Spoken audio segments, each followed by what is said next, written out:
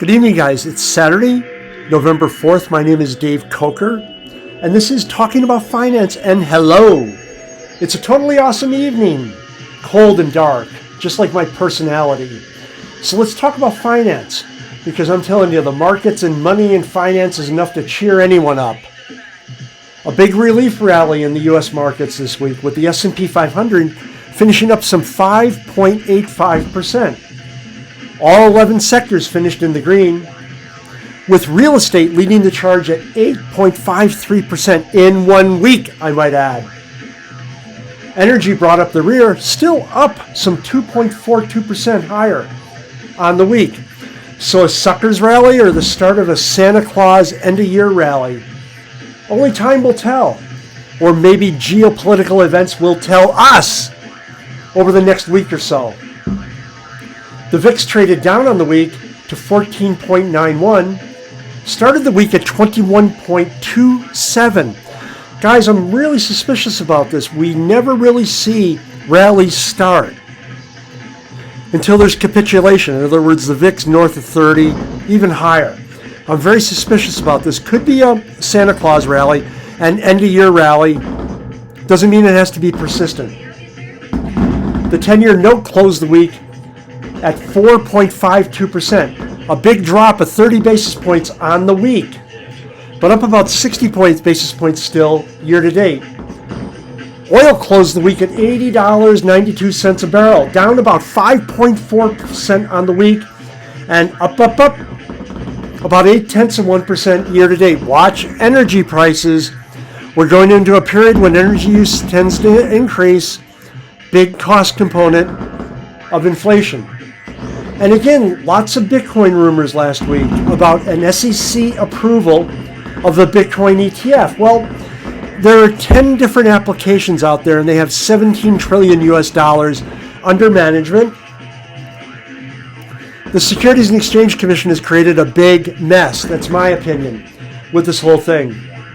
In any case, approval is going to change the market, and likely in a big way. Still, my behavior did not change yesterday, Friday. I bought Bitcoin. I dollar cost it averaged. I bought the same amount of Bitcoin that I've been buying for years, literally since 2014. So just buy Bitcoin. Buy, and never sell. Old habits die hard. I'll never sell Bitcoin. It's just what I do. So let's find out what me and my buddies, some 50 or so finance professionals from all around the planet, talked about last week. And in case you don't know us, we are Global Wall Street.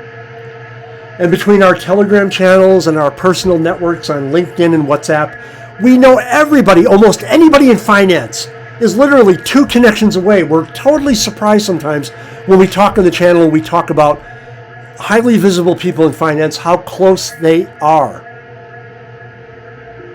So this week we're reporting from Wall Street. We're also reporting from Stamford, Connecticut. I used to live there, hedge fund country, right? We're in Shanghai, we're in Tokyo, and we're in Beijing. We have people everywhere, absolutely everywhere that matters. So let's go. 7 slides for 7 days. And guys, I really enjoyed doing this. Talking about finance is awesome. That's all I can say about it. And this is, you go in the textbooks and you read stuff, and you look online and you read stuff, and this is a really good definition. Maybe it's because I'm simple and I like Tom and Jerry. I just like this definition of a bull market. And we do know there's a lot of retail market participants out there who just got into stocks over the past 2-3 years. Hey, welcome, guys, welcome. Just make sure you don't start to post strong opinions, and especially try to get people to pay for your wisdoms, because this is the level you're operating at this point. Random movements in the market. I've often advocated the best way to invest is only to buy cash flow generating assets. And that's really, really important. You need cash flow coming in off your investments, because what if the market we're in now is a bear market? What are you going to do at that point? You're going to be wrong. Yeah, you're going to bet wrong and you're going to buy high and sell low. Ultimately, most people tend to sell. You don't want to be doing that. Buy assets that pay you to hold them. Just don't try to trade, guys. It's a big problem if you try to trade. And, people don't seem to understand Mr. Market's mentality. I know Mr. Market very well. I've been dueling with him, to use that phrase, for 40 years. And he's an abusive, nasty person or individual or entity, whatever he is. I try to avoid him. I do trade. I just don't talk about it much. But when I trade, I do structured positions. And I have hedges, so I don't lose any money. The worst case for me is break even minus transaction costs, which are relatively low. But still, the market doesn't know who you are. It doesn't care. It's just there. It's like nature. People talk about nature being cruel. Nature's not cruel. It just is. The market's not cruel. It just is. So you're best trying not to trade. It's all going to end in tears. But we do know people try to trade, and in particular retail people. And I do track money flows. Keep in mind, retail, either directly or indirectly, controls about 49% of all the money in the stock market. So we have to pay attention to what retail's up to. And this is off one of my client presentations. I believe I posted it to Medium, and it's probably on Google News. A lot of stuff leaks out there as well. Just go to Google News and type Dave Coker in. You'll find my stories, my articles, the ones that leak. But look at this. Retail has been selling and selling hard for the entire month of October. They briefly flirted with buying commodities the last week of October. But aside from that, they've been selling in a major way. It's really, really wild. Oh, and they also bought some bonds. I forgot to mention that. Week of October 11th. Aside from that, they're selling and selling hard. And who knows what they're up to. We just know that retail is freaked. They're scared a little bit right now. And they should be scared because they don't know what they're doing on the whole. They should just buy and hold. Instead, they try to trade, or they buy high and they see the price drop and they get panicked and they sell. And that's exactly what's going on now. Or maybe it could be something more pernicious. Maybe retail's being squeezed by inflation. It's entirely possible. We know money's shrinking in purchasing power. And it's entirely possible retail is feeling the pain and they're selling stocks, they're selling bonds, selling commodities because they ain't got nothing left in the bank account. Entirely possible.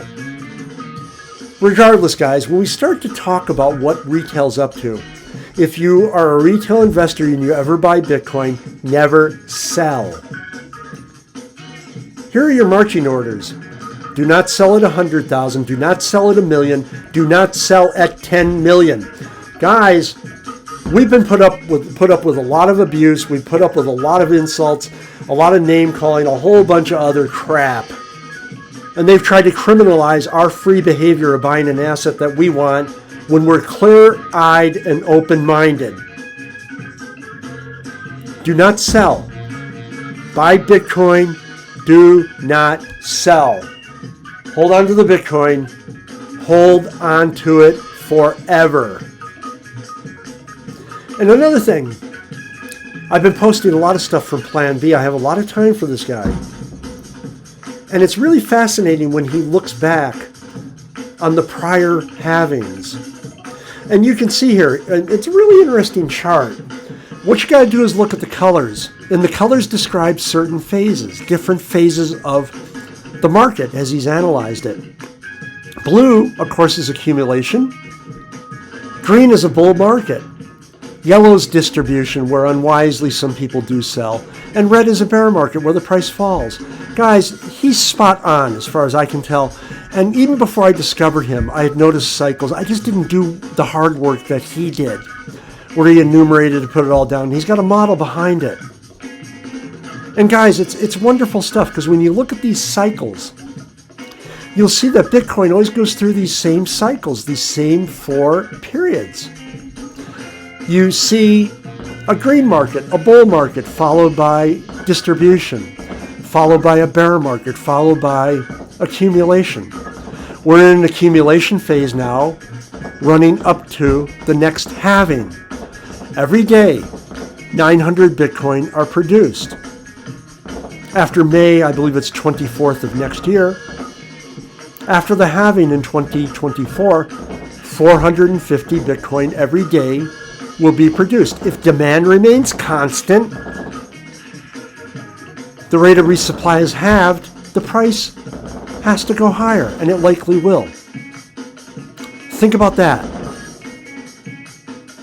before you decide not to buy Bitcoin. Think about that when you buy Bitcoin and you decide to sell. You're better off holding.